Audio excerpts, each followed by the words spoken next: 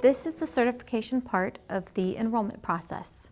Once you have completed all of the paperwork to show that you qualify for the program, this will start your certification. This form is the Notice of Fraud and Deceit, and it states that you have given us all up-to-date information and everything is current and nothing is fraudulent. All the information that you're providing will be sent to the state of California. It'll show how we are qualifying you for services, and it verifies your need for the program.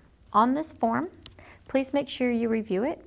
If you ever have any changes to your contact information, your family size, anything that would affect your certification, that is required to be updated on a yearly basis, but your contact information, if that does changes, needs to be updated anytime that you have those changes, so we can always make sure we can get in contact with you. On this form, please complete your name here. You're going to print your first and last name. You will sign the form here, date it here, and print the name of the center that your child will be attending. Your child's names will go here. If you only have one child that you are enrolling into our program, only write the name of the child here. If you have multiple children in the home, the only children that are going to be listed are the ones that are going to be receiving services. If there's more than one, there are multiple lines to detail that information. Go and take a minute to review the form before we move on to the next one. This is the application for services. The parent is required to fill out the top of this form if you are not receiving it electronically. If you're receiving the paper portion of this form and it has not already been completed, make sure that you include all of this information before proceeding on to the next page. We need the parent's information that is completing the form will be completed first. They are going to be parent A. The second parent, if there is another parent in the home, parent or guardian, that will be parent B. They are going to be completing that second page. We need the street address of the home. We need the phone number that we can contact the first parent here and or the work number. We also need the contact information for the second parent or guardian on this portion here, as well as a work number if that applies here. Please also include the city, the state, and the zip code. All this information here will be completed by one of our staff members. Do not complete any of this form here, but you can verify that the information is correct. After reviewing this information here, you're going to go down to this section. This is where the family's income will be documented, that we will go over the calculation on another page. This information will include your sources of income here. Please verify that this is correct based on the documentation that you've already provided prior to your certification. This is where your family size will be documented, and this includes all the parents in the home that are being included with your certification, as well as any children in the home. If this family size is not correct, then there is information that has not been provided to our center. Take a minute here. If you are a member of the military, please read these questions and answer the question appropriately, either yes or no.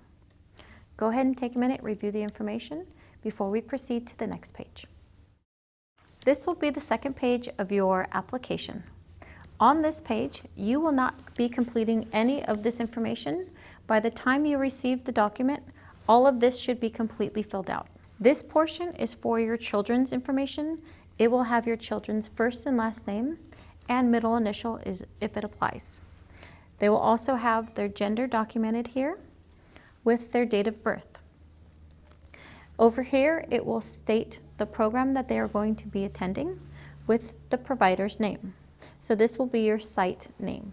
Please review this information to make sure that it is complete before you complete any of these sections, because if it is not correct, we will need to redo it before you certify your services. So please take a minute. If this is incorrect, please go ahead and stop the video, and we are not going to continue until we know that it is verified correct. Okay, if it is correct, we're going to have you read through questions 1 through 4, 5 through 7. If you are a single parent, you will be completing section 1. If you are not a single parent, do not initial this line. Any other parents, single or other, you're going to complete sections 2 through 7 regardless. After you read through these statements, make sure you initial on the lines next to these statements. On each of those lines, verifying that you have read and understand all of these statements. Once you have gone through those statements, then you will sign and date the form certifying that you are doing all of this under penalty of perjury. Once you have completed all of that information, you are finished with this page and we can move on to the income calculation. This is your income calculation. It details all of the sources of income that you have provided to us, and this will be all the sources of income for the household, regardless of whether or not you are receiving it. If you are receiving any Social Security for your child, that will also be included on this document. The parent's name will be here, and then this will be the child's name that is going to be enrolled in our program. All of the calculations are listed out here, showing how we've broken down the information based on the information that was provided. Please take a minute to review the information, make sure it looks correct, and review the number of people in the family. This was brought over from your previous application that was completed based on the amount of children and adults in the home. The total income from all sources will be added up here. And then once you have verified all of this information, please make sure that you sign and date this form, verifying that all of that information is correct. I'll give you a minute to go ahead and review it before we move on. These are the other sources of income that would be provided by the family. We have to include any and all sources of income in order to calculate your income correctly. So if there are any other sources of income other than what we have previously gone over, it will be documented on this page here. That way we can break down exactly where we're receiving the income and what amounts are being calculated. Once you review this, if there are no additional sources of income, go ahead and put 0 at the bottom and then sign and date the form. This is your letter of declaration. If you are a second parent and you have no income, on this form you're going to be completing the center name, your name, the child's name that you're enrolling in the program, and the date that you're filling out the form. This form will specify that you have no income for your own, and the only income for the household is provided from the other parent. Once you've completed that statement, please make sure that you sign and date the form before sending it in. This is your notice of action confirming the enrollment of your child, and it will either say that your services have been approved, or if your child is already attending and your child is being disenrolled or recertified, the information will be here. So if your child has never been in the program before, and this is their first day of services that they're going to be receiving, or they've left and are returning, the information will be here. So your first day of services will be documented in this box. Your parent information will already be filled out on this form. Please verify that it is correct. This is the parent information A, parent or guardian information B, and the address, city, and zip code of the home. Your child or children's information will be documented here. Make sure that the spelling of their first and last name is correct, and the contract hours will be listed out here.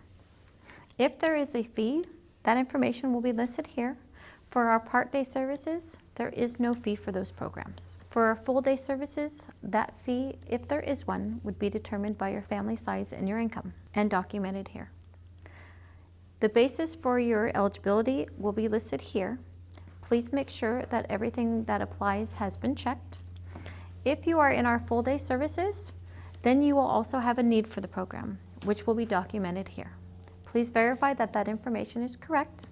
There will also be a reason for the action, which will specify either that your child is being enrolled in the program and your contract information based on that, your recertification information, or it will document your disenrollment information. Please review the reason for action and make sure that all of that information is correct. Once you have verified all of that information, you will be initialing this form here. This confirms your enrollment into the program, and then this would conclude your enrollment. Once everything has been completed with your rules and regulations, a copy of this form would be mailed back to your home, confirming your enrollment into our program, any recertification changes, or if this was a disenrollment being mailed out to your house, you would have further instructions based on your reason for action. Once you review the information, make sure you do initial it, and then you can go ahead and proceed to the next step. If you are ever wanting to appeal any decisions, this is the information that you will be using that is on the back of your notice of action. The information will need to be completely filled out in order for your appeal to be determined. Your information will need to be filled out here so that we can contact you after we receive your appeals notice. In this section, you're going to explain why you disagree with the section, and you are going to attach any documentation that you have for your appeal to this form when you submit it. Make sure that you sign and date this form, and make sure you have a contact phone number or address that we can reach you back at. Otherwise, your appeal will be abandoned. This information will be used to contact our office for the appeal. It is noted here as well as in your parent handbook on the appeals information. If you do not agree with the decision when your appeals is heard, you can contact the state of California at this address and this information, and they will be the final word on the decision. Go ahead and take a minute to review the information before we proceed.